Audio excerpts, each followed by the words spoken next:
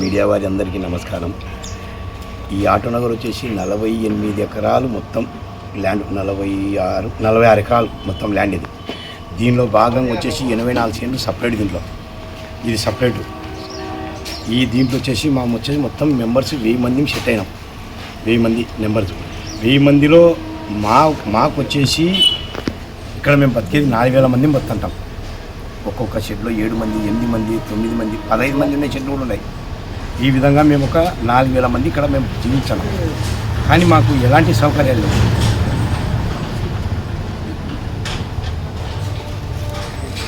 బైలాలో మాకు 5 సెంట్ల ప్రకారమే గవర్నమెంట్ 2018లో రిజిస్టర్ చేసింది. 5 సెంట్ల లెక్క, 5 సెంట్లు 2.5 సెంట్లు. బైలాలో వచ్చేసి 10 సెంట్లు రాసినా మేము 10 సెంట్లకి ఎక్కువ ఎవరు రిజిస్టర్ చేయలేడా. 10 సెంట్లు ఎక్కువ రిజిస్టర్ బయట.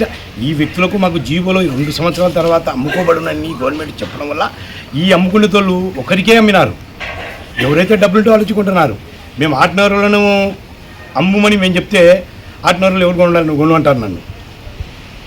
ఈ విధానంతో బయట వాళ్ళు కొంటున్నారు. డాక్టర్లు కొన్నారు. చాలా పెద్ద పెద్ద కోటీశ్వరులకు ఉన్నాయి. మనం వాళ్ళను బంద్ చేయలేము. వీళ్ళకి చెప్పలేము. వీళ్ళ కష్టాలు నేను తీర్చలేను.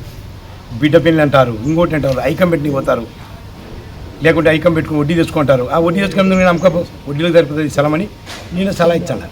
అది 40 సెంట్లు 50 సెంట్లు కొన్ని వాళ్ళు ఉన్నారు. 2.5 సెంట్లు మేము ఆ రోజు జీవో తీసింటే గవర్నమెంట్ రిజిస్టర్ చేసింది. గవర్నమెంట్ ఎంఆర్ఓ గారు వచ్చి రిజిస్టర్ చేసినారు. ఇది నేను చేసింది కాదు. ఎంఆర్ఓ గారు చెక్ చేసి ఈ బాధ్యునికి ఇవ్వచ్చా ఇవ్వకూడదు అని వాళ్ళే రిజిస్టర్ చేసిన. అప్పుడు అది మన గవర్నమెంట్లో టీడీపీ గవర్నమెంట్లో బ్రహ్మాండ ఎమ్మెల్యే ఉన్నప్పుడు అయిపోయింది రిజిస్టర్. డాక్యుమెంట్లు ఒకటే ఆగినాయి. టీడీపీ గవర్నమెంట్ నుంచి వైసీపీ గవర్నమెంట్లోకి వచ్చినాక డాక్యుమెంట్లు తీసుకున్నాం.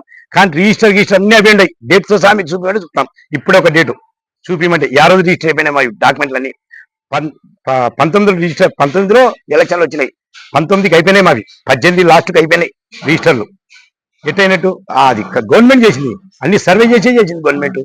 ఈయన బాధ్యుడా కాదా 5 సెంట్ల కానీ మేము ఎట్టించాం. 10 సెంట్లు 30 సెంట్లు 40 సెంట్లు ఎట్టించాం. జీవోలోనే లేదు. 5 సెంట్ల ప్రకారమే చేసినారు. 1994లోనే అయిపోయిందన్నా. 1994లో ఏర్పాటు చేసి ఆటనగరు 2.5 సెంట్లు 5 సెంట్లు 10 సెంట్లు ఇచ్చుకున్నారు. నేను ఇచ్చింది ఏంటంటే 3 ఎకరాలు ఖాళీ స్థలాలు ఉన్నాయి. ఆ 3 ఎకరాల ఖాళీ స్థలాలు ఈ పిల్లలది గడిబిడి జరుగుతుంది. పిల్లలకు న్యాయం చేయాలని నేను కొట్లాడి పిల్లలు 35,000 రూపాయలకి చేసిన. సెంటు 35,000. దాంట్లో మేము కొంతమందికి ఇవ్వాలా. 30 మంది బాధ్యులు ఉన్నారు. వాళ్ళకి స్థలం ఉంది. వాళ్ళకి కేటాయించాలా. కానీ కేటాయించామంటే ఇవే పొద్దున్న చేసినా ఇదే పంచాయతీలే.